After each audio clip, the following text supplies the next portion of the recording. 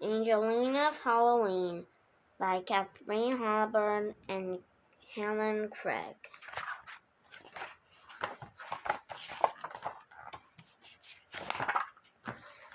Angelina's Halloween. Angelina loved the excitement of Halloween. She loved dressing up and trick-or-treating, and spent hours with her best friend Alice thinking about wonderful costumes. At last, they decided to be dancing fireflies and drew beautiful pictures of wings and tiaras. Angelina's little sister Polly wanted to join them. "Look at this," she kept saying, showing them her funny scribbles.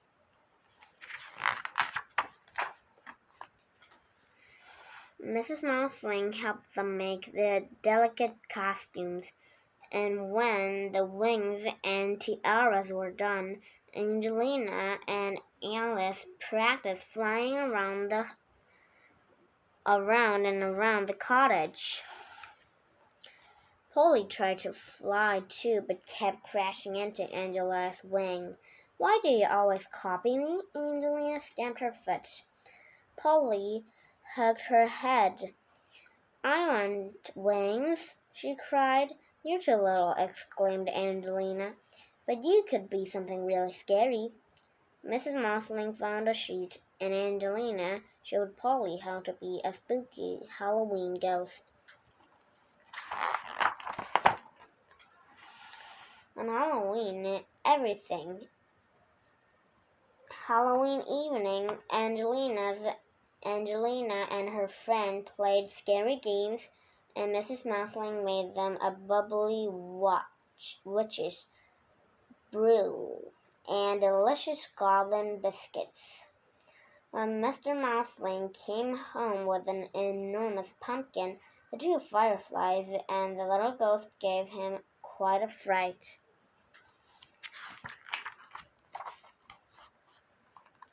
After the party, Angelina and her friends set off together with their trick-or-treat bags. "Don't forget your sister," called Mrs. Mousling as the little ghost trundled after them. They raced each other to the general store and sang a song about spiders and bats to Mrs. Tremble, who had a great collection of Halloween sweets.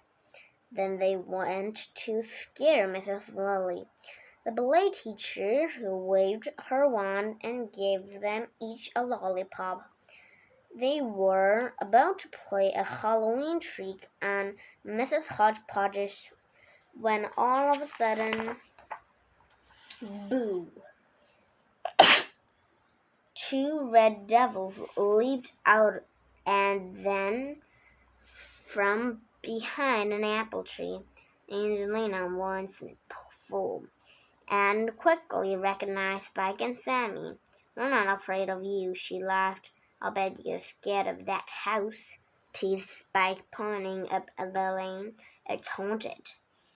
Angelina skipped off toward the dark building and banged loudly on the door. "Trick or treat," she called. There was no answer. "Let's go inside," whispered Spike and Sammy. Inside the house was strange shadows, and they tiptoed around very slowly. "Ouch!" Alice stumbled her toe. Angelina shivered, and then something lumpy bumped into her. "Help!" she shrieked, and they all scrambled outside. In the dark garden, a weird sound stopped them. "Ooh, ooh, ooh! Watch out for witches," Alice warned everyone. They peered all around, and then Angelina saw ghostly sheep struggling in the blackberry bushes. "It's only Polly," she sighed, dragging the little ghost out of the prickles. "Now stay with me," she scolded. After that, Angelina kept her eyes on the little ghost, and they were trick-or-treating all through the neighborhood, filling their bags with delicious sweets. As the moon rose high in the night sky, the village band began to play, and everyone came out to join the grand costume parade. The whole village was dressed up in marvelous costumes. The two fireflies seemed to float off the ground as they danced along, with the little ghost jumping beside them.